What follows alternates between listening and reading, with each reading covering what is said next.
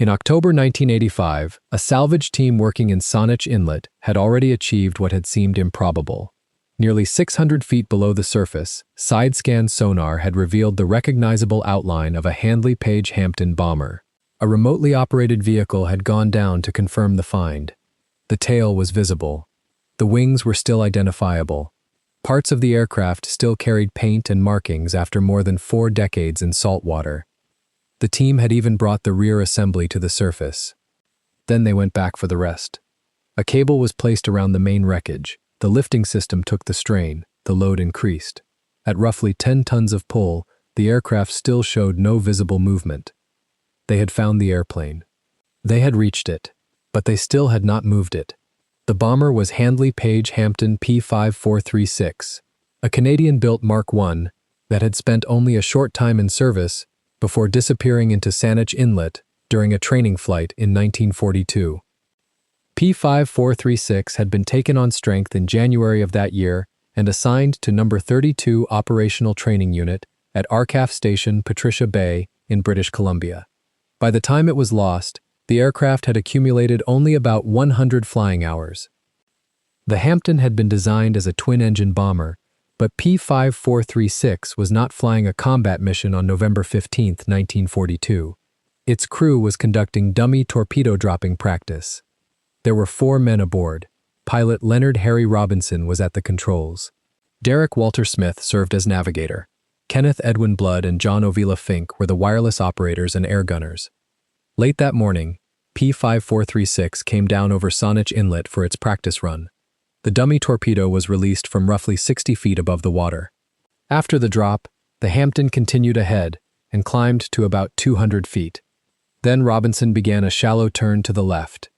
What happened next was recorded in the official accident investigation with a term that would later become central to the story of P5436. The aircraft entered what the report called a stabilized yaw.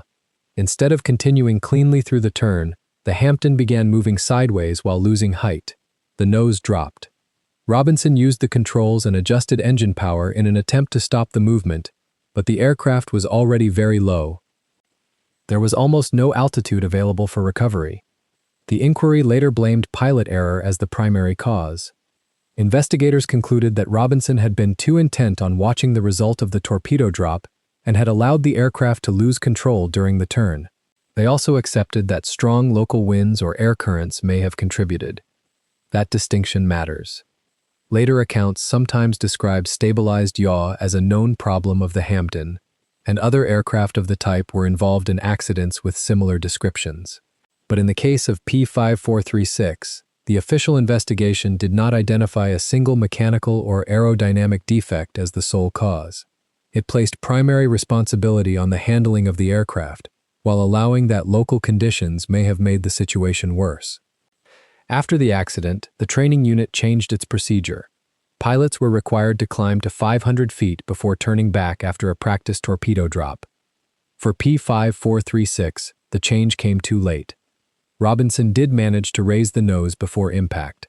The Hampton struck the water without immediately breaking apart and remained upright long enough for the crew to escape. The 4 men were alive, but the aircraft was already sinking. They attempted to release the dinghy. The mechanism did not work.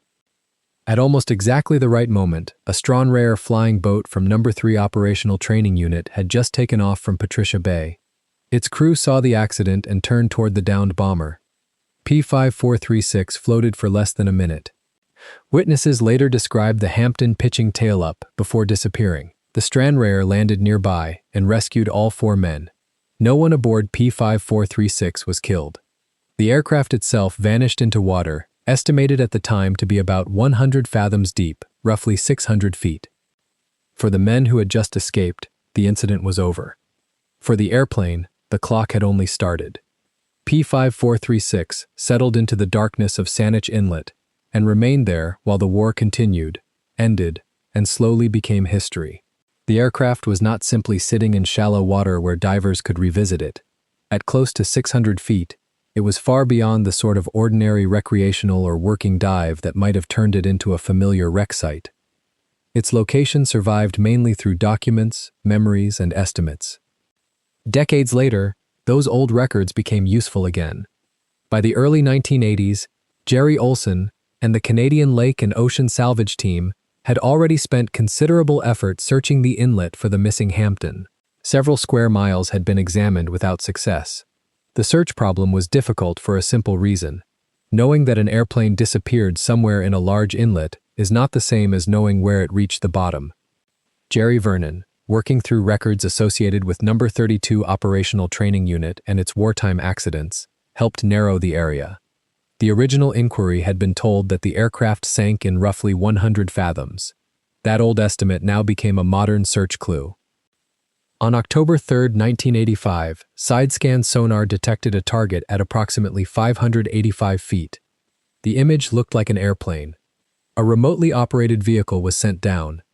Even that was not straightforward.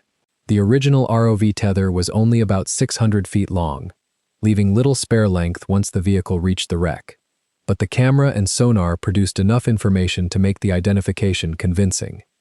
The Hampton had not become an unrecognizable field of wreckage. The wings could still be made out. The fuselage remained recognizable. The tail stood high enough to show clearly on the seabed image. The aircraft appeared to be resting nose down and toward its right side, an attitude consistent with the way it had been seen sinking in 1942.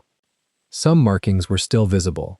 After 43 years underwater, parts of the fin flash retained color. Stenciling could still be read. The wreck looked damaged and corroded, but unmistakably like the aircraft that had disappeared from the surface in less than a minute. The sonar image was persuasive, and the ROV inspection confirmed the arrangement of the surviving wreck. That outward completeness was deceptive. 43 years underwater could preserve the shape of an aircraft while weakening individual joints, skins, and fittings. The team could see a Hampton. It could not yet know how much of it would behave as one structure when a lifting cable took the load. Before a recovery could go forward, the museum group had to settle ownership and disposal questions with the Canadian government. The practical result was simple. The salvage team could not just remove a wartime military aircraft because it had located it. Title had to be transferred before the wreck could become museum property. Once that issue was resolved, the first operation began. The team did not immediately attempt to drag the entire Hampden toward the surface. The rear assembly was vulnerable, and removing it first reduced the chance that it would be damaged during work on the main wreck. On October 4th, the empennage, tail cone, and tail wheel assembly were brought up. They had been underwater since 1942. The condition of those first pieces showed both sides of deep water preservation. Some aluminum skin had been eaten through or badly weakened. This was not a pristine time capsule. Salt water had spent decades attacking the structure. Yet other details remained surprisingly clear. Paint could still be seen. Stencils survived. Parts of the tail wheel mechanism were recognizable, and some mechanical surfaces had remained protected well enough to look far less ancient than the surrounding corroded metal. The first recovered pieces also gave the museum something sonar never could: a direct look at how the salt water had treated different materials. Some surfaces had disappeared almost completely, while nearby fittings remained recognizable. Even the tail wheel assembly contained details that looked unexpectedly well preserved.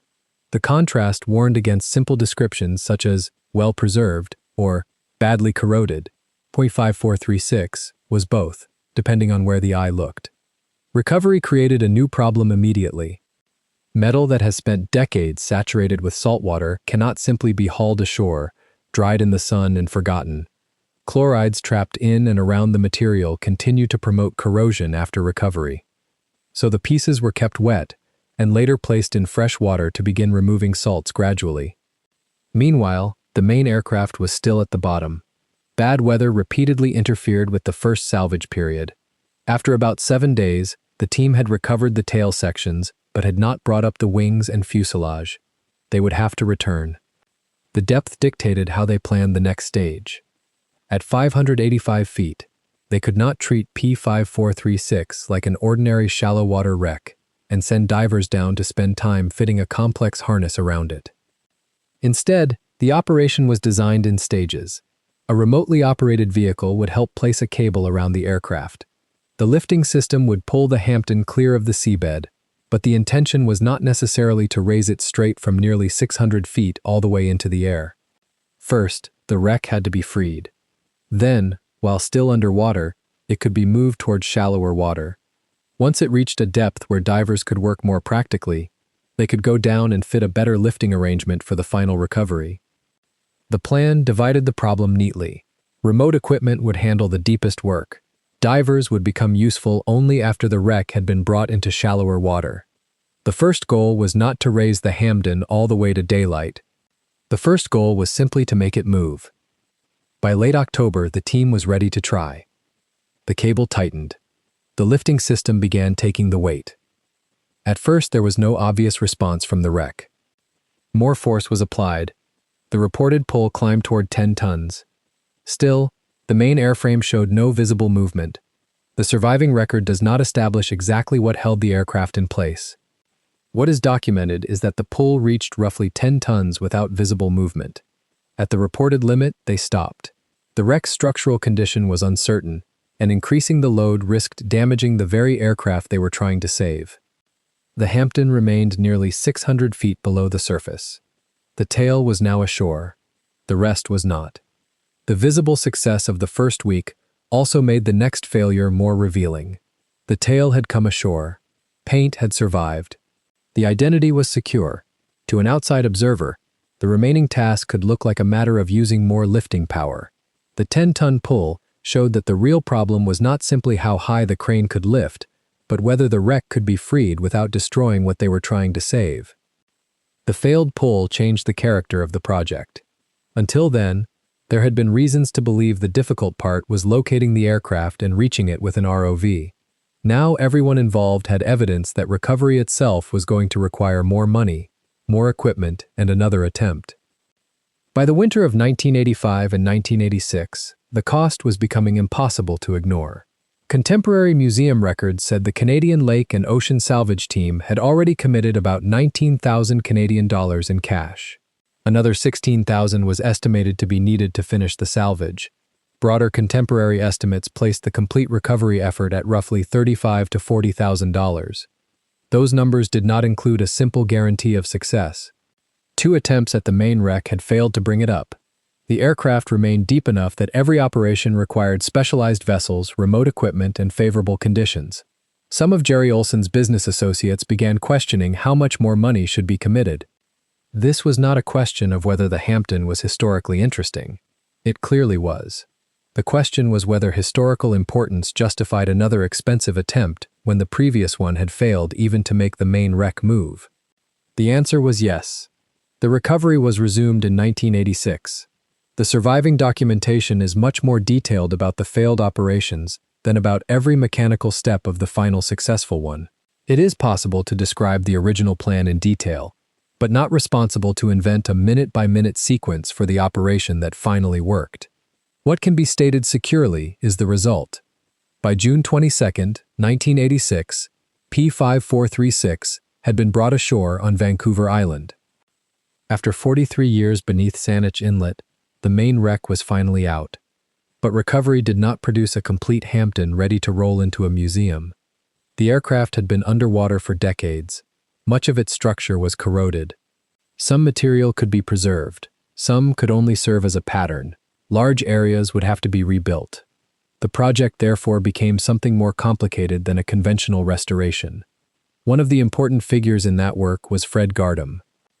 Gardam had wartime experience with Hampdens in Canada, and according to the museum, he had an unusually direct connection with P5436 itself.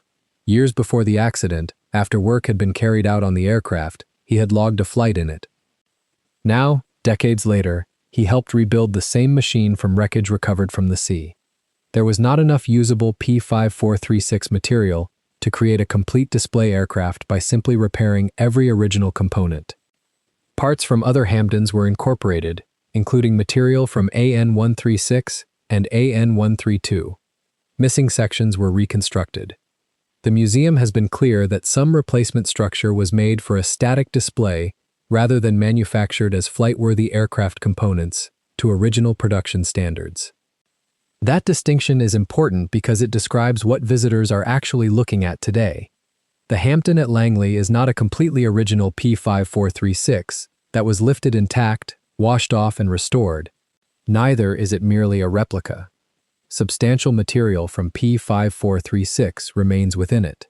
Corroded original structure can still be seen in areas such as the bomb bay and wheel wells. Around that surviving material are donor components and reconstructed sections needed to restore the form of an aircraft that salt water had left incomplete.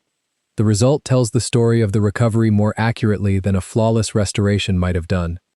Parts of the machine still show what 43 years underwater did to it, and preservation did not end once reconstruction was complete. On December 26, 2008, heavy wet snow accumulated on the aircraft. The load damaged the left wing, a weakened structural connection failed, the wing dropped, and the main spar suffered damage. The Hampton required another major repair. By 2011, the wing had been restored to position, and the aircraft was complete again. That later accident was very different from the one that put P5436 into Saanich Inlet, but it underlined the same reality that had shaped the salvage operation. A surviving aircraft can remain fragile long after it has been saved. Today, the reconstructed Hampton stands at the Canadian Museum of Flight in Langley, British Columbia. Other Hampton airframes survive in restoration projects, but the aircraft built around P5436 is the only complete Hampton currently on public display. That status can make the finished machine look like the inevitable end of the story. It was not. P5436 survived its original crash because the impact left enough time for all 4 crewmen to escape. It remained recognizable underwater because enough of the structure stayed together as it sank and settled into the inlet. It was found because wartime records, modern sonar, and an ROV finally placed searchers over the correct point on the seabed. And even after all of that, recovery almost stalled at the most basic requirement. The airplane would not move. In 1985, roughly 10 tons of pull could not free the main wreck during the attempted lift. The next year, it finally came ashore. What emerged was not a preserved bomber waiting to be returned to display. It was the beginning of another long project, one that required desalination, donor material, reconstruction, and years of work.